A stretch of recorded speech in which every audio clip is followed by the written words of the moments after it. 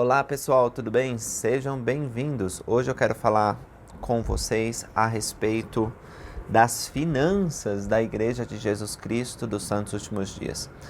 Há muita especulação sobre o quanto a Igreja tem.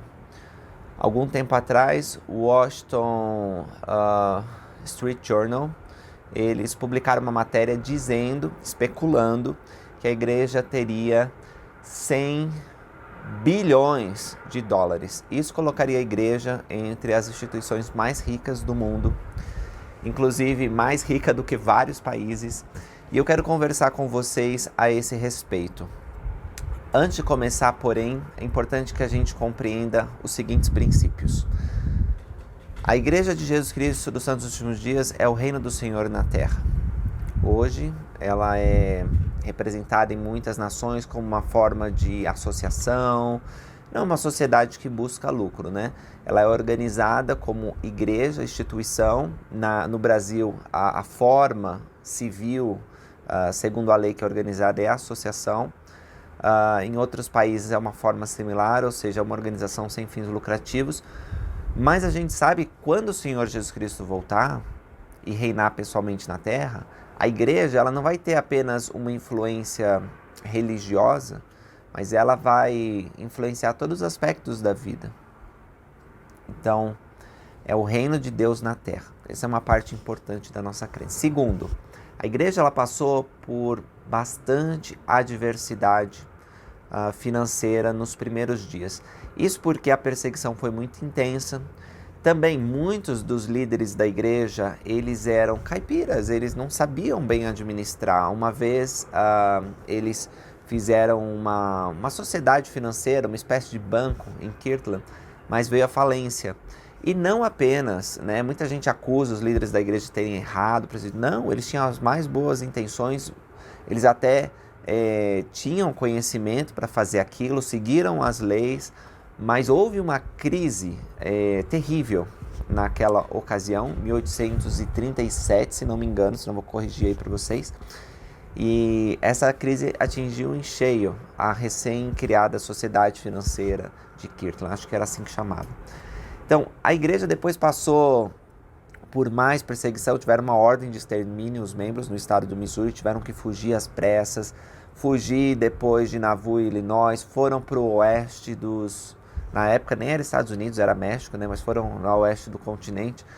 Quando a igreja estava se estabelecendo lá, fazendo com que o deserto virasse uma rosa, cumprindo a profecia, mais perseguição se levantou, especialmente contra a poligamia. E uma lei aprovada pelo Congresso americano permitiu que as propriedades da igreja elas fossem confiscadas, de tal modo que a igreja entrou numa dívida ferrenha.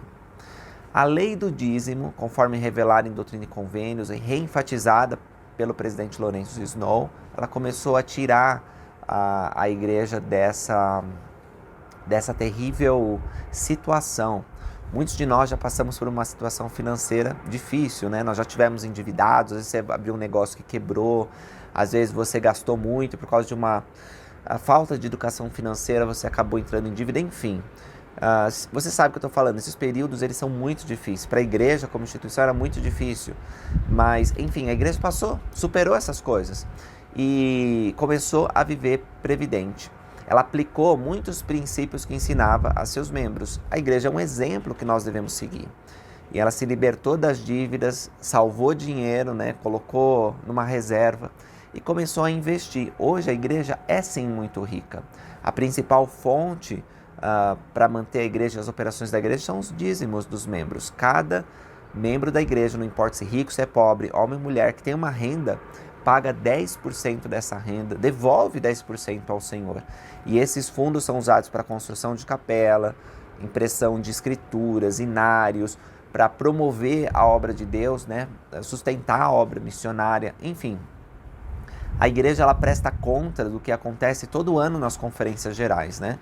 Há uma auditoria interna, mas também a auditoria externa, que é feita todo ano. E a igreja ela é uma organização sem corrupção. Algumas pessoas ficam olhando, nossa, como que pode ter tanto dinheiro? Simplesmente porque a igreja não tem corrupção, em nível geral, né? Pode ser que alguns funcionários da igreja, alguns membros, tentem desviar ou fazer coisas erradas, mas quando identificadas, essas coisas são corrigidas e esse membro é excomungado, ele perde sua condição de membro, porque mexer com o dinheiro do Senhor é uma coisa séria. A viúva que põe a sua moedinha lá, ela é observada por Deus. Esse dinheiro é levado em consideração nas decisões que um comitê, né, na verdade é o Fundo de Exposições de Dízimo, tem o Bispado Presidente, Primeira Presidência, eles decidem as coisas que vão ser feitas com esse dinheiro. Irmãos, a maioria dos homens que são autoridades gerais já são homens de idade e bem-sucedidos. Alguns são ricos, nem todos são ricos, né? Mas vários dos membros do Quórum dos Apóstolos, por exemplo, tiveram sucesso em suas carreiras e agora consagram tudo o que são e que tem a Igreja de Jesus Cristo nos últimos dias. Eles poderiam estar vendo uma aposentadoria maravilhosa, viajando para lá e para cá, mas não, estão servindo a Deus. Então, deixa eu mostrar algumas coisas para vocês. Quero ler para vocês um artigo que está aqui na sala de imprensa, que é a página de notícias da Igreja de Jesus Cristo nos últimos dias. Diz o seguinte texto é um resumo das informações fornecidas por a Igreja de Jesus Cristo nos últimos dias para ajudar a esclarecer como a Igreja lida com suas finanças, beleza? A Igreja de Jesus Cristo nos últimos dias precisa de recursos consideráveis para cumprir o propósito para o qual foi estabelecida, pregar o Evangelho de Jesus Cristo e convidar todos a segui-lo. Recebidos principalmente dos dízimos e ofertas dados pelos membros da Igreja em todo o mundo, a Igreja segue 3 princípios fundamentais para governar os seus recursos financeiros e garantir que o trabalho continue em todo o mundo. Olha que interessante, gente. Esses 3 princípios aqui, eles podem ser aplicados para nós também na nossa vida individual. Como eu falei na introdução, a igreja é um exemplo que devemos seguir. A igreja como instituição. Se a gente seguir esse exemplo, a gente pode se livrar das dívidas e ter autossuficiência. A autossuficiência é muito importante. Não é à toa que a igreja tem cursos de autossuficiência, que ensina seus membros a se livrar das dívidas e a prosperar, né? Nós temos que prosperar na terra. Não a gente ficar rico, né? Muito bom, se você quiser ficar rico, até as escrituras dizem, você pode procurar riquezas, desde que você não tenha um coração nas riquezas. Vai procurar riquezas para fazer o bem. Você primeiro precisa ter obtido uma esperança em Cristo, né? Então, quais são esses 3 princípios? Primeiro, gerir de acordo com o orçamento. Segundo, evitar dívidas. Terceiro, poupar e investir para o futuro. Então, gerir um orçamento significa que a igreja tem um planejamento financeiro, ela entende sobre economia, sobre recursos, enfim, nós vamos discorrer mais lá para baixo sobre isso. Mas é importante que a gente tenha também um orçamento, um controle. Quanto que está entrando? Quanto que está saindo? Né? Nem que seja básico, uma planilhinha que a gente faz no Excel ou à mão, a gente precisa ter. A igreja tem um orçamento. A igreja evita dívidas. Então, antes de contrair uma dívida, você precisa pensar, realmente preciso disso? Né? Isso vai me ajudar com o meu progresso? Enfim, a igreja ela pensa muito antes de entrar numa dívida. A igreja, como eu falei para vocês no começo, já teve muitas dívidas no passado. Muitas das coisas que aconteceram não foi culpa da igreja, da decisão dos líderes. Né? E às vezes você está também numa situação de dívida não por sua culpa. Você fez o melhor que você podia e ainda assim entrou numa situação difícil. O Elder Christofferson ele tem uma história interessante sobre isso, que eu vou deixar aí na referência. Né? Ele conta de um período em que ele entrou em dívidas não por culpa nenhuma dele, que precisava contar com a ajuda diária de Deus. Terceiro é poupar e investir para o futuro. Sobre isso eu quero dizer que a igreja ela guarda dinheiro e ela investe. Então tem vários investimentos da igreja em diversas empresas. Tá? Especula-se que a igreja tem investimentos na Apple, que tem investimentos na Disney, que tem investimento... Enfim, a igreja tem investimentos. Eu não sei aonde. As pessoas especulam isso. Alguns ex-funcionários da igreja, inclusive ex-membros da igreja também, que saíram, começaram a compartilhar documentos, enfim. E qual é o problema da igreja investir em grandes companhias que estão tendo sucesso? Porque essas companhias, elas vão, como elas têm sucesso, elas dão um retorno desse investimento muito bom, muito positivo, e faz com que as reservas da igreja cresçam. E isso para cumprir a função da igreja. Então, assim, eu acho que aqueles que acusam a igreja de ter dinheiro, eles normalmente não vão contra a ideia de prosperar, de que a igreja ela tem que prosperar para cumprir o seu propósito. Eles questionam, né, muitos deles questionam se esse dinheiro está sendo usado de forma apropriada ou não. Então vamos continuar lendo aqui esse artigo para a gente tentar entender isso. A igreja apoia e mantém mais de 30 mil congregações com milhares de capelas e instalações por todo o mundo. Opera templos, centros de história da família, institutos e seminários, armazéns, centros de emprego, universidades e outras iniciativas de educação superior, como BYU Pathway, né? Além de supervisionar o trabalho de proselitismo e serviço de centenas de missionários em todo o mundo. Aqui no artigo ele fala 70 mil missionários, por causa da pandemia baixou pela metade isso aqui, mas a tendência é que cresça o número de missionários novamente. Como a igreja não é uma instituição financeira ou lucrativa, presta atenção disso, a igreja não busca lucro. Muitas das pessoas que são opositores da igreja vão criticar isso, dizendo que é mentira. A igreja diz que não busca lucro, mas na verdade busca. Mas, gente, como que vocês podem fazer essa afirmação? Como que as pessoas fazem essa afirmação se os profetas, apóstolos, líderes da igreja gerais, muitos já são ricos, né? Eles estavam no auge da carreira deles, muitos já com uma boa reserva financeira. Qual que seria o interesse deles? Nunca se descobriu desvio, contas em paraísos fiscais, malas de dinheiro, nunca. E às vezes a gente ouve falar de outras religiões que, infelizmente, seus líderes, eles desviam dinheiro.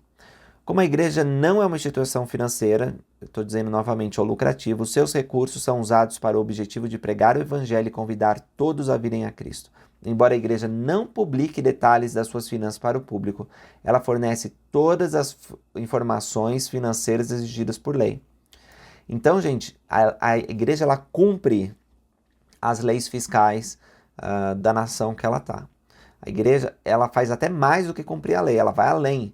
Ela oferece aos membros nas conferências gerais um relato de que as finanças da igreja o dinheiro da igreja foi usado de acordo com as normas e procedimentos revelados. Então, essa prestação de conta acontece sempre. Talvez você não é membro da igreja, ou não assista a todas as sessões, você não tenha prestado atenção.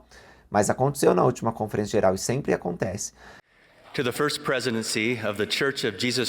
Para a primeira presidência da Igreja de Jesus Cristo dos Santos dos Últimos Dias.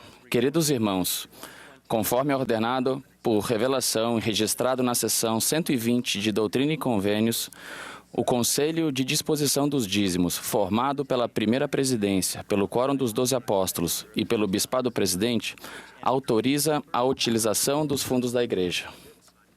Os departamentos da igreja fazem uso desses fundos de acordo com os orçamentos, as normas e os procedimentos aprovados. A auditoria da igreja, que é formada por profissionais credenciados e que atua de modo independente de todos os outros departamentos e entidades da igreja, tem a responsabilidade de realizar auditorias com o propósito de garantir razoável segurança quanto às contribuições recebidas às despesas feitas à proteção dos recursos da igreja.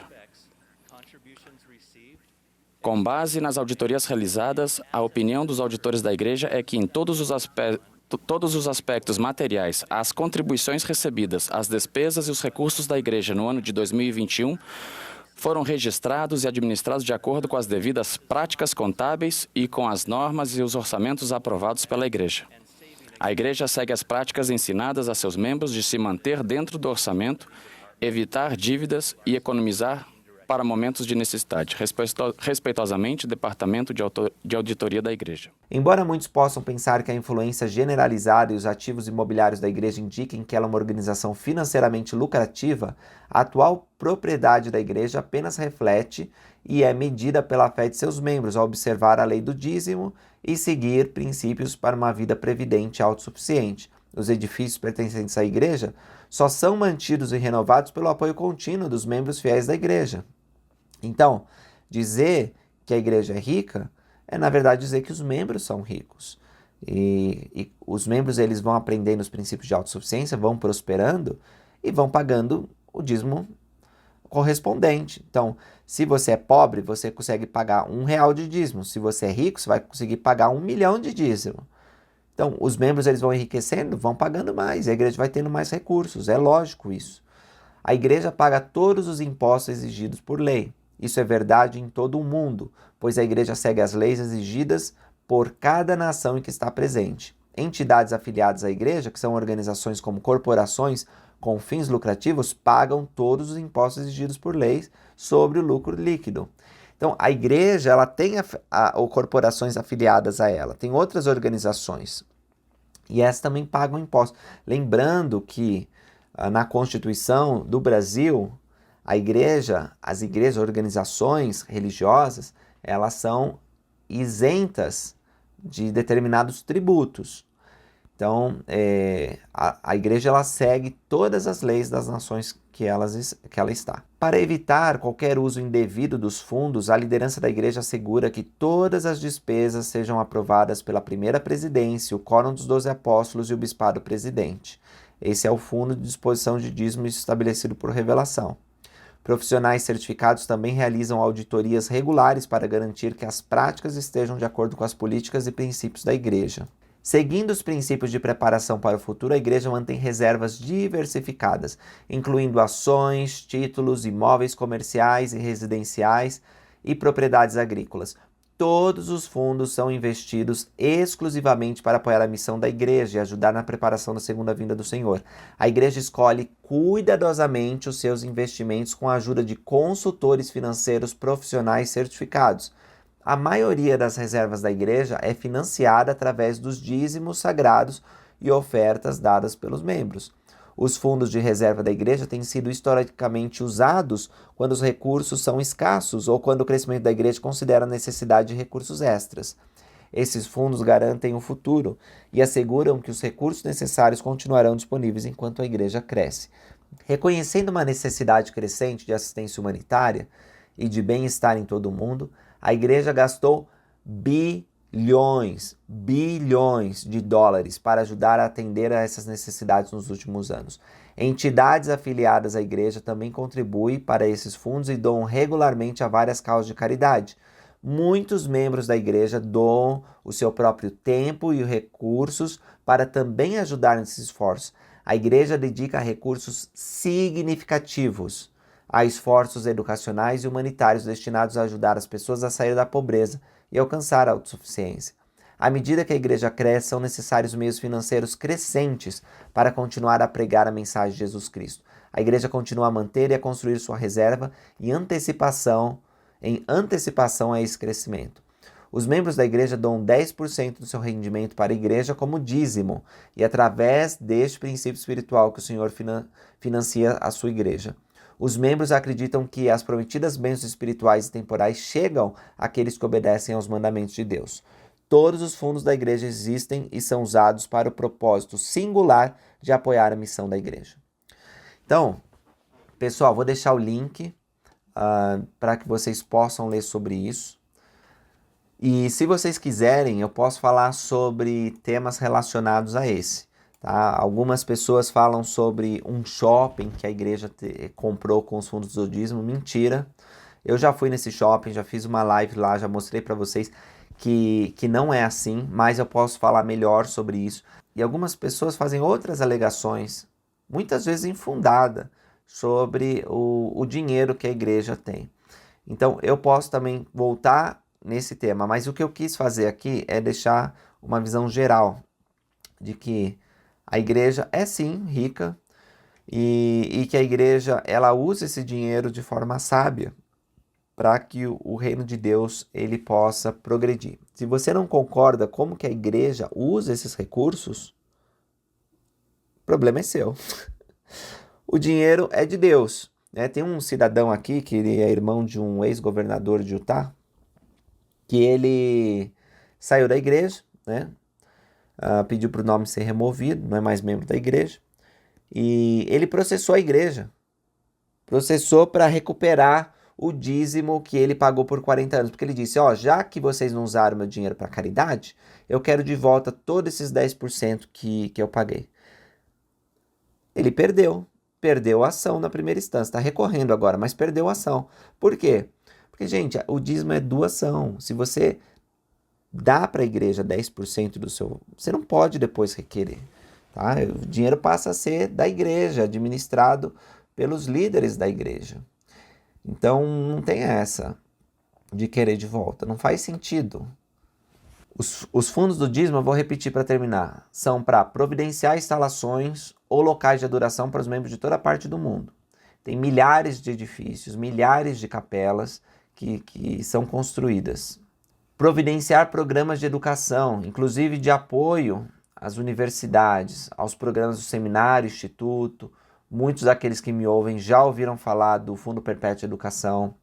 Outros estão ouvindo falar agora do Pathway e até fazem esse programa. Apoiar o programa missionário da igreja espalhado por todo o mundo. Então, tem missionários no mundo todo. Com a pandemia diminuiu um pouco, mas vai voltar a aumentar novamente. Esses missionários, alguns pagam a missão, mas tem vários que não pagam a própria missão. Os materiais que são distribuídos de graça, né, para as pessoas, enfim, tem muitos recursos que são necessários para manter a obra missionária. Então, vem dos fundos do dízimo. Financiar a construção e financiamento dos templos. Cada vez tem mais templos. Então, nós precisamos construir esses templos, pagar a conta de luz dos templos, né? A conta de água, para que as ordenanças continuem acontecendo. Apoiar o programa de bem-estar e ajuda humanitária da igreja. Então, a igreja, eu falei, doou bilhões nos últimos anos e vai continuar doando e ajudando, levando água para as pessoas, levando comida, enfim. Gente, não tem... Eu vou mostrar para vocês em outros vídeos o tamanho disso, como que a igreja ela ajuda pessoas do mundo todo. Então, mas eu acho que eu já me alonguei demais. Eu só queria trazer para vocês essa discussão, começando ela, né, introduzindo ela, e a gente pode depois conversar mais sobre finanças da igreja. Muito obrigado por ter assistido esse vídeo. Espero que tenha esclarecido algumas das questões que levantam sobre isso. E eu espero que você fique tranquilo, se você paga o seu dízimo, de que o dinheiro está sendo usado de uma forma sábia. Eu sei que Deus, Ele está no controle de todas as coisas. Ele é dono de todas as coisas. Se Ele quisesse, Ele poderia fazer com que a igreja comprasse um terreno onde teria petróleo, ouro, todas as coisas preciosas. Mas Ele faz com que a igreja ela use homens sábios e decisões inspiradas para poder progredir. E esse progresso da igreja serve para ajudar o reino de Deus e outras pessoas que não são reino de Deus. Os programas de caridade, mais de 1 bilhão foi investido em caridade. Essas coisas, elas não são direcionadas apenas para os membros da igreja, mas para o mundo todo. E quando nós olhamos esses programas de ajuda humanitária, nós ficamos impressionados e gratos pela igreja ter recursos para poder oferecer essas coisas. Lembra que quando falamos dos recursos da igreja, falamos do dinheiro sagrado de Deus. Então, a gente tem que ter bastante cautela. No Brasil, a gente ouve de corrupção, né, de alguns líderes de igreja que tem malas de dinheiro, que pede para o fiel pagar alguma coisa para receber uma bênção. Não há nada disso na Igreja de Jesus Cristo nos últimos dias. Eu sou muito grato por poder separar meu dízimo todo mês e devolver ao Senhor. Em troca, Ele me dá tantas bênçãos grandiosas que eu não consigo nem quantificar. Eu sei que o dinheiro da igreja é usado de maneira sábia. E aí você fala, Lucas, você não sabe realmente, porque você não conferiu, né? Gente, a gente não precisa fazer isso. A gente pode acreditar que os profetas e apóstolos foram chamados por Deus e que eles estão usando esses recursos de modo adequado. O Espírito de Deus pode nos testificar essa verdade. Se o Espírito falar para a tua alma, então você vai ficar em paz. Obrigado por assistirem e até a próxima.